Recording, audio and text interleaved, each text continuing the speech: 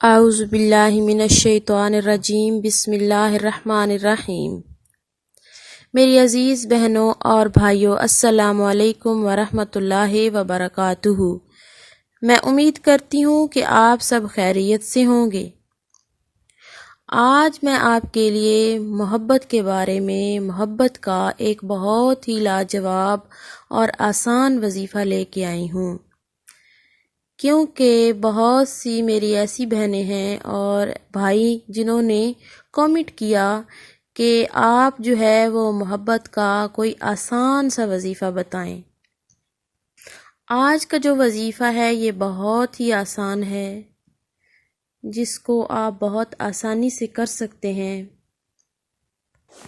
इस अमल को करने से आप किसी के दिल में भी मोहब्बत पैदा कर सकते हैं, चाहे वो आपकी सास है, आपका शौहर है, आपकी नंद है, या जो कोई भी है, आपका महबूब है, उसके दिल में आप मोहब्बत पैदा करना चाहते हैं। आप ये चाहते हैं कि जिस तरह आप उससे मोहब्बत करते हैं वो भी इसी तरह आपसे मोहब्बत करे, आपकी बात माने।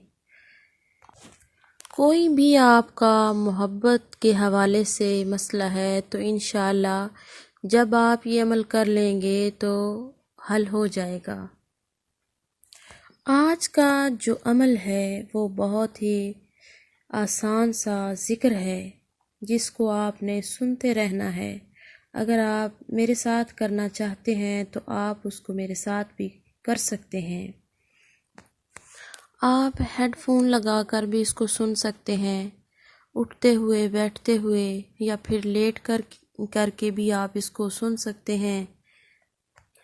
और अगर आप मेरे साथ मिलकर इसको पढ़ेंगे तो आपको एक अलग ही सुकून आएगा, आपके दिल को चैन मिलेगा, क्योंकि दिलों का चैन सिर्फ़ और सिर्फ अल्लाह के ज़िक्र में है।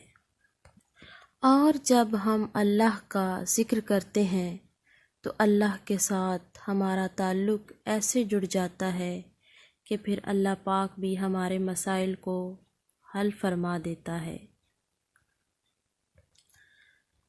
ज़िक्र मुकम्मल होने के बाद, जब ज़िक्र मुकम्मल हो जाएगा तो उसके बाद आपने अल्लाह से दुआ करनी है कि जिसके दिल में भी आप मोहब्बत पैदा करना चाहते हैं उसका नाम लेकर आप अल्लाह से दुआ करेंगे।